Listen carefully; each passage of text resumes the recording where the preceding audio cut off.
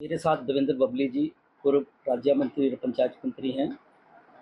बबली जी, मेरा एक प्रश्न है कि जैसे आपकी सत्ता में इकट्ठे आपने इतना बड़ा काम किया और एक हरियाणा का एक नया रूप देने का, विकास करने का काम किया, पर लास्ट इस लोकसभा चुनावों से पहले जो जोड़-तोड़ हुई, इसके बारे में आप क्या कहेंगे? देखिए, हम गठबंधन में हमने सरकार चलाई और प्रदेश हित के लिए हमने काम किया। काफ़ी एक व्यवस्था परिवर्तन कहूँगा, जो मेरे को ज़िम्मेवारी बतौर पंचायत और विकास मंत्री के रूप में मिली थी, हमने करने का काम किया। कुछ सुधार की उसमें ज़रूरत थी, लेकिन सारे जो मैं इम्प्लीमेंटेशन अपने हिसाब से चाहता था, वो उतना मैं नहीं कर पाया, लेकिन हमने काफ़ी बदलाव हमने किए। और जो तो उसके बाद गठबंधन से अलग किया गया और अब चुनाव में गए हैं, सब आपके सामने ये जो नतीजे आए हैं।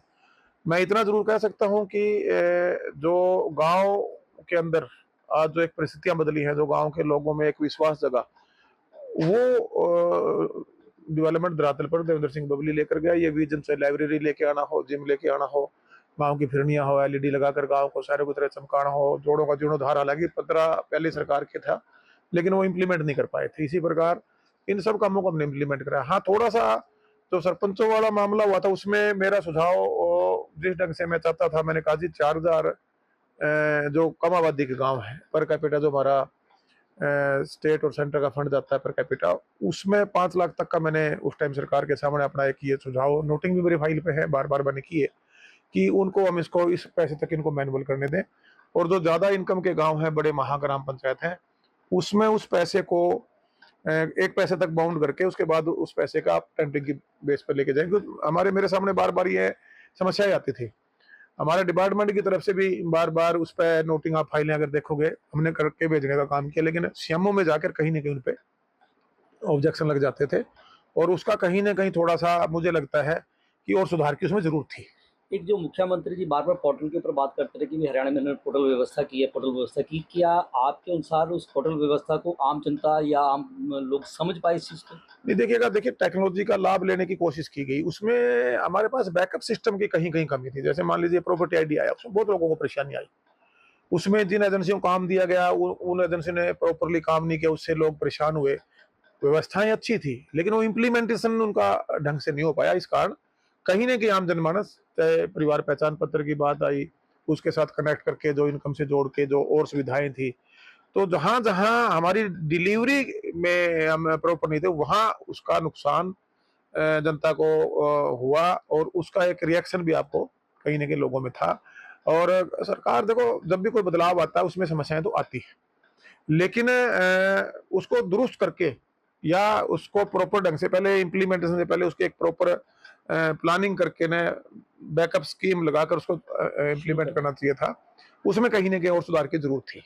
देवेंद्र बबली जी से बात करने का मेरे को जो एहसास हो रहा है, अभी एक-एक 2 नहीं होते, एक-एक 11 होते हैं। यदि टीम रेगुलर बनी रहती है, या कोई न कोई व्यवस्था बनी रहती है, तो आज हरियाणा की स्थिति दूसरों के हाथों में जाने की बजाय अपना परिवार एक जुट बना रहता है। देखिए सर, हमने तो एक सोशल वर्कर के रूप में अपना ये जो पारिवारिक परंपरा को बढ़ा रहे थे, लोगों ने आज़ाद चुनाव भी लड़वाया, उसके बाद एक बहुत अच्छे बहुमत से मैं विधानसभा विधायक बनकर आया, मंत्री के रूप में भी काम किया। मुझे आज गर्व भी है, फ़ख्र भी है कि जो ज़िम्मेवारी मुझे बतौर विधायक दी, एक सोशल वर्कर के रूप में दी और एक मंत्री के रूप में काम करने का सौभाग्य मिला, हमने इसको निष्ठा से निभाया है और उसका रिज़ल्ट अपने क्षेत्र के लोगों के लिए और प्रदेश के लोगों को देने का काम किया। इसको किस तरह से देखते हैं? क्योंकि आपने कांग्रेस को सपोर्ट किया था इस लोकसभा में। कि देखिए कि हमने इंडिविजुअल बबली नहीं किया, क्योंकि बबली तो अपने पार्टी के से बंधा हुआ था। हमारा एक संगठन है जागो दिशा से सोचनी, जो सोशल एक्टिव है पूरा पिछले लंबे समय से 2007-8 से। ये हमने एक रायशुमारी प्रोग्राम के माध्यम से उनके विचार लिए, उन्होंने ये जिम्मेवारी मुझे दे दी। लेकिन मैं भी ये जिम्मेवारी अकेला कोई फैसला करने की उसमें अपने आप को ऐसा ही महसूस कर रहा था, इसलिए जो हमारी कमेटी बनी 51 लोगों की, उसने ये फैसला लिया और तब जाकर उन्होंने अपनी जो एकता है, उसको, उसका रिजल्ट आपको नजर भी आएगा टोहाना में। और वहाँ एक कारण और भी था, लोकल जो राजनीति में लोकल इश्यूज थे, वो भी कहीं न कहीं आड़े आए और उन लोगों की वहाँ बदनीति थी और अहंकार तो रावण का भी नहीं बचा। पहले भी लोगों ने एक बार पहले भी वो जो साधु के भेष में रावण वहाँ घूम रहे हैं, उनका इलाज किया था, दोबारा से पनपना शुरू हो गए थे। अब दोबारा से उनको उनकी हैसियत, उनकी औकात दिखाने का जनता ने काम किया।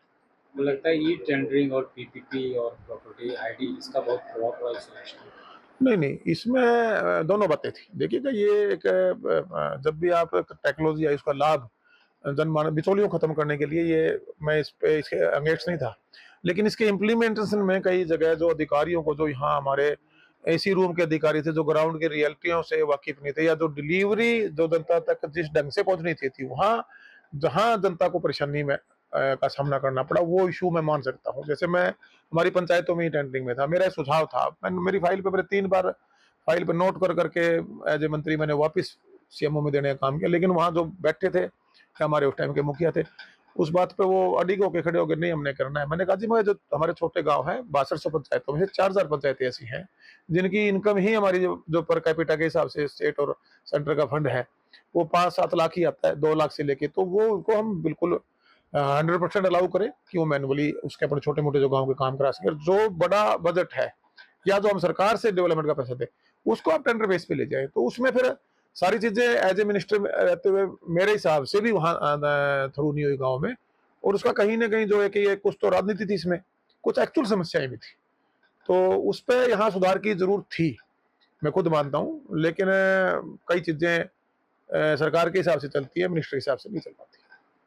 आने वाले 2-3 मंथ में विधानसभा इलेक्शन होने वाला है। आने वाले 2-3 मंथ में आपने मुख्यमंत्री जी से भी मिला, तो कैसा रहेगा आने वाले 2-3? देखिए, मैं विधायक हूँ, मेरी जिम्मेवारी है मेरे हल्के के जो काम हमने शुरू किए हुए वो पूरे कंप्लीट हों, उनमें उनकी कोई प्रोग्रेस में कमी ना, उनकी गुणवत्ता में कोई कमी ना आए। और जो काम यहाँ चंडीगढ़ पेंडिंग है, मैं मुख्यमंत्री जी, मैं आज भी मैं अनुरोध करके आया हूँ कि उनको पूरा कराने का काम करें, क्योंकि प्रदेश के मुखिया हैं और मैं विधायक हूँ।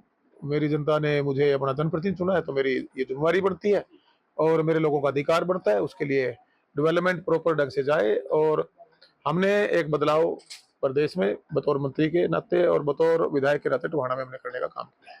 आप जेजेपी में आप हैं या सिर्फ जेजेपी में आप बंधे हुए हैं? आप क्या? देखिए, बंधे नहीं होता, बंधे हो तो देखिए हम समाज ही बंधे होते हैं, हमारे सामाजिक भी दायरा में